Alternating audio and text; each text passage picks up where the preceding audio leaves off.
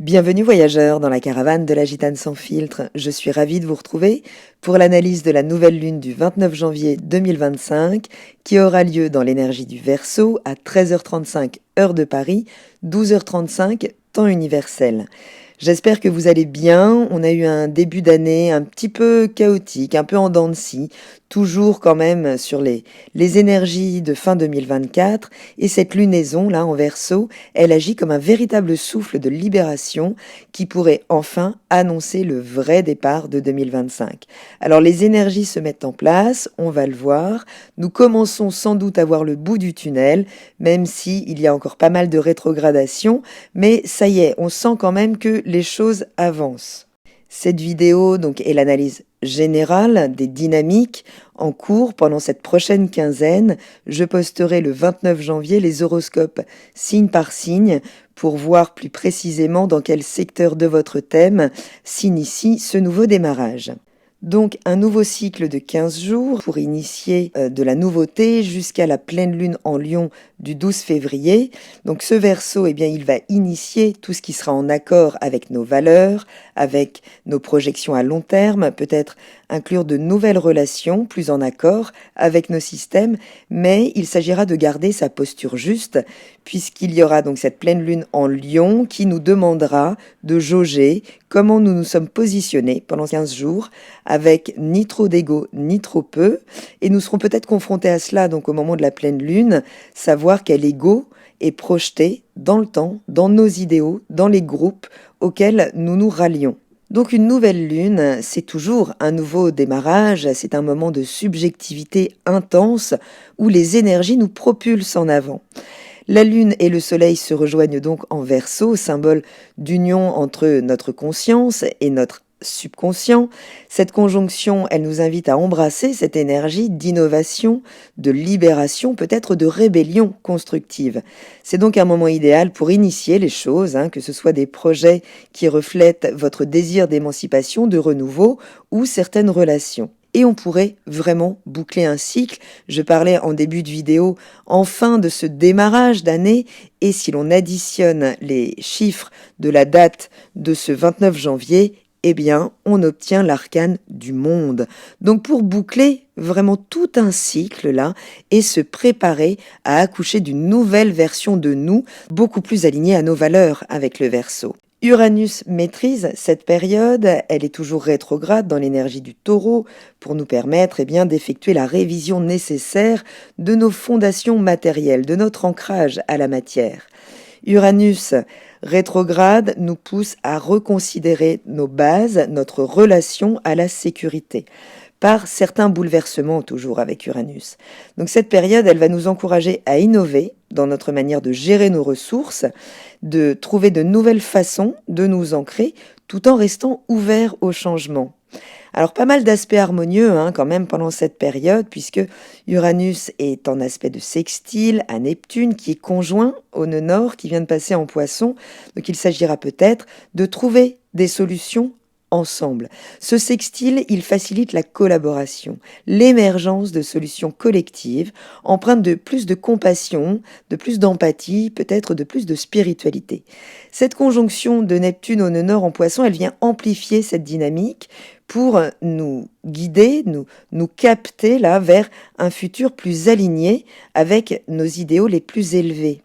Uranus est également en bel aspect dynamique à Mars qui rétrograde toujours l'énergie du Cancer pour nous permettre peut-être d'innover dans notre manière d'agir et peut-être revoir certaines de nos réactions.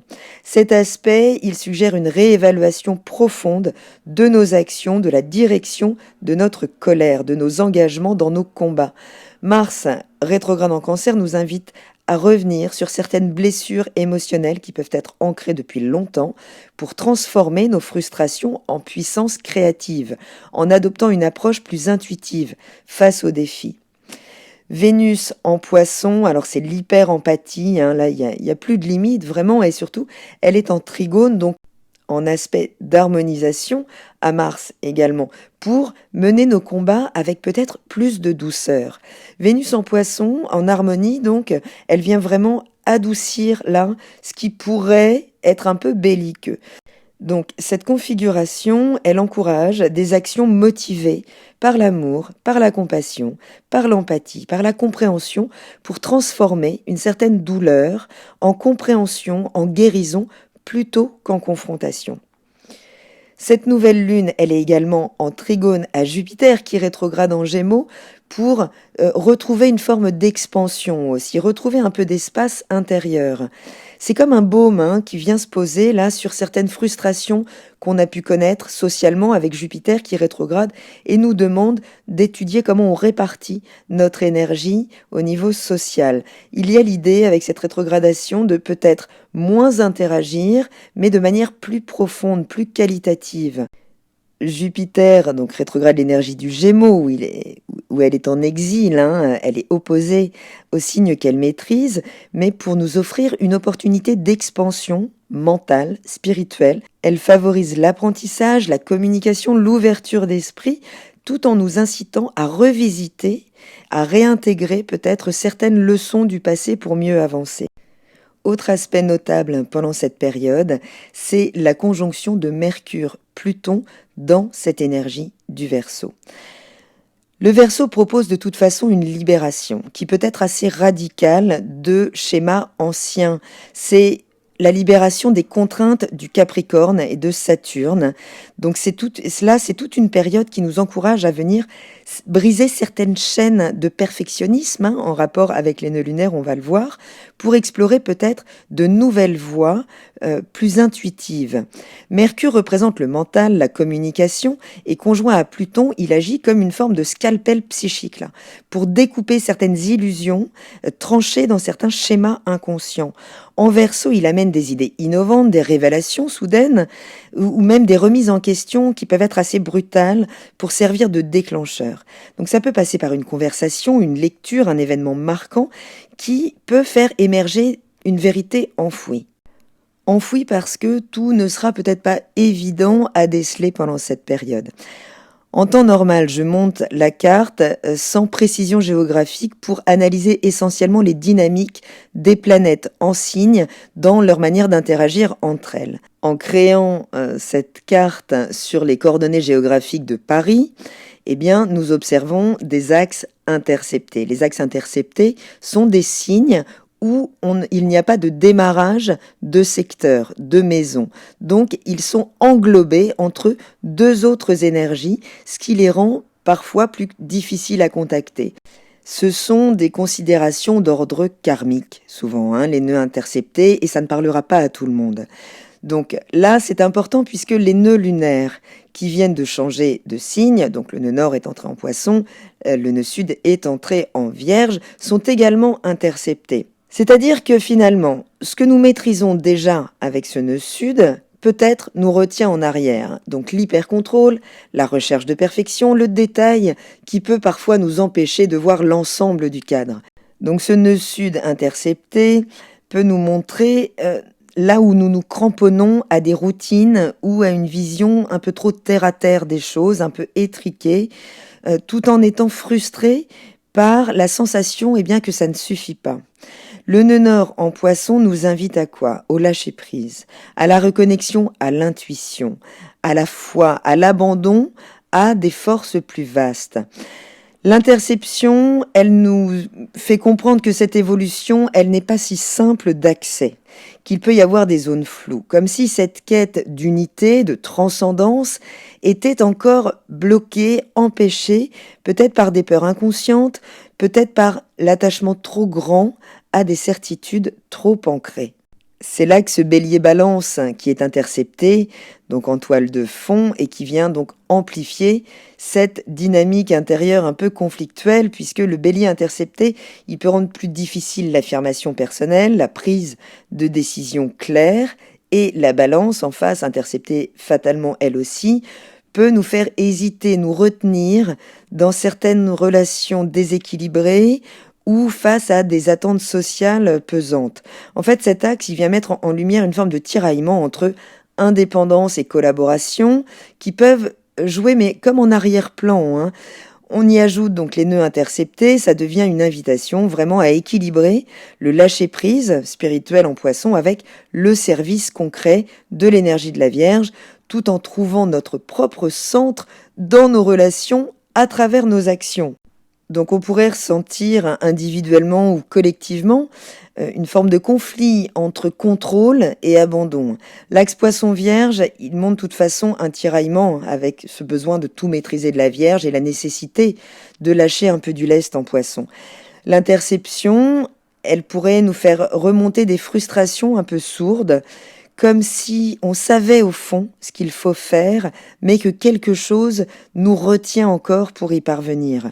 L'axe Bélier-Balance, c'est le besoin d'équilibrer notre indépendance, notre capacité à affirmer notre volonté, mais qui peut être inhibé là par certains doutes ou certaines dépendances encore relationnelles. Donc le désir d'harmonie relationnelle peut rester un petit peu bloqué, un peu coincé par certaines attentes non exprimées ou des compromis encore excessifs. Mais il y a vraiment l'opportunité d'une transformation mentale importante avec la conjonction Mercure-Pluton en Verseau qui peut agir comme un détonateur. Il y aura l'idée d'un appel collectif, peut-être personnel aussi, avec le Verseau en jeu. La configuration, elle n'est pas seulement personnelle, elle nous invite à repenser nos relations en groupe, à notre mission dans un cadre plus vaste, à trouver notre place au sein d'un contexte collectif.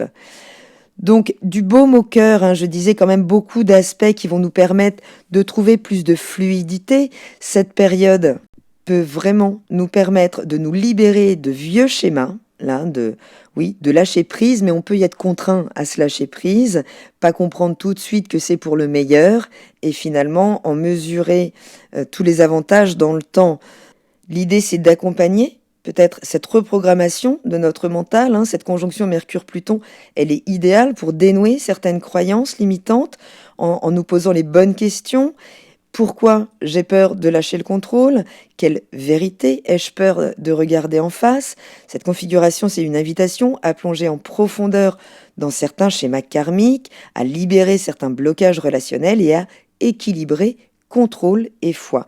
La clé, elle résidera vraiment dans l'acceptation que l'on ne peut pas tout maîtriser, que l'équilibre vient parfois en lâchant prise, justement en faisant confiance à ce qui doit émerger. Donc cette période, elle va nous amener où? Elle va nous amener jusqu'à l'énergie du lion pour créer tout un voyage émotionnel. Puisque cette nouvelle lune, elle va initier donc un cycle axé sur l'innovation, sur la liberté, sur la pensée collective. C'est un point de départ qui va vraiment nous permettre de semer des intentions claires dans notre volonté d'émancipation, de réinvention de nos structures, de notre manière de nous lier socialement. Mais au fur et à mesure que cette lune va progresser, elle va revenir en traversant plusieurs secteurs, retrouver cette énergie du lion qui nous permettra de constater quelle est notre posture individuelle, comment se présente notre ego face à l'autre, face au collectif, pour pouvoir le nourrir de notre vérité, de notre point de vue, de notre créativité. Les pleines lunes sont des moments d'objectivité où on voit les choses, on peut les observer clairement pour pouvoir effectuer les réajustements nécessaires. Donc le 31 janvier, la lune, dès les toutes premières heures du 31 janvier, entrera dans l'énergie du Poisson. Donc c'est une période de 2 jours et demi, où la sensibilité est plus importante. C'est 2 jours pour nous reconnecter à notre spiritualité. Les rêves, les intuitions sont amplifiés, nous incitant à explorer notre monde intérieur et à cultiver la compassion. Le 2 février, la lune entre dans l'énergie du Bélier pour faire émerger une énergie donc très dynamique, beaucoup plus assertive. C'est 2 jours pour agir, en tout cas on a besoin d'action, on a besoin de prise d'initiative, de peut-être défendre nos convictions avec plus de courage, en tout cas d'affirmer certains de nos combats en prenant vraiment nos responsabilités et peut-être le lead de certaines situations. Le 4 février, la lune entre dans l'énergie du Taureau pour un temps d'enracinement, de reprise, d'ancrage, de contact avec nos sens, pour peut-être retrouver plus de confort matériel. Pendant 2 jours, nous serons attirés par plus de stabilité, de plaisir sensoriel et peut-être d'appréciation des beautés simples de la vie. C'est aussi 2 jours pour recontacter nos racines. Le 6 février, la lune entre dans l'énergie du Gémeaux pour 2 jours de plus de curiosité intellectuelle, peut-être de communication, d'échange, de ratification, de contractualisation. Les échanges d'idées sont favorisés là pendant 2 jours, tout comme les apprentissages et l'adaptabilité face peut-être à de nouvelles informations. Le 8 février, la Lune entrera dans l'énergie du Cancer, qu'elle maîtrise, son énergie de prédilection, pour nous offrir 2 jours peut-être de régénération, de retour aux sources, d'attention portée à la famille, au foyer, centrée sur le lieu de vie. Les émotions sont plus profondes, nous sommes plus sensibles et nous cherchons peut-être à mieux nourrir, à mieux protéger ce qui nous est cher. Le 10 février, la Lune entrera dans l'énergie du Lion où, eh bien, elle pourra là commencer à ressentir si les graines plantées en Verseau atteignent leur apogée ou non. Le Lion, c'est l'expression de soi, de sa créativité et qui nous poussera peut-être à manifester davantage notre individualité avec passion, avec courage, avec confiance. Ce sera l'occasion de célébrer peut-être nos accomplissements personnels tout en reconnaissant leur contribution au bien-être collectif initié par le Verseau. Donc en traversant ces étapes, eh bien, nous avons la possibilité d'harmoniser nos besoins individuels avec ceux de notre communauté, de nos communautés, en créant un équilibre entre innovation et expression personnelle.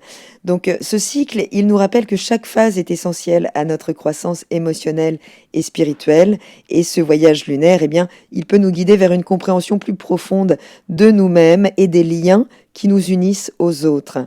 Voilà voyageurs, j'espère avoir un petit peu éclairé cette période. N'hésitez pas à activer la cloche pour être averti du jour de la parution des horoscopes qui viendront cibler davantage les secteurs de vie en lien avec votre énergie solaire, lunaire ou ascendant.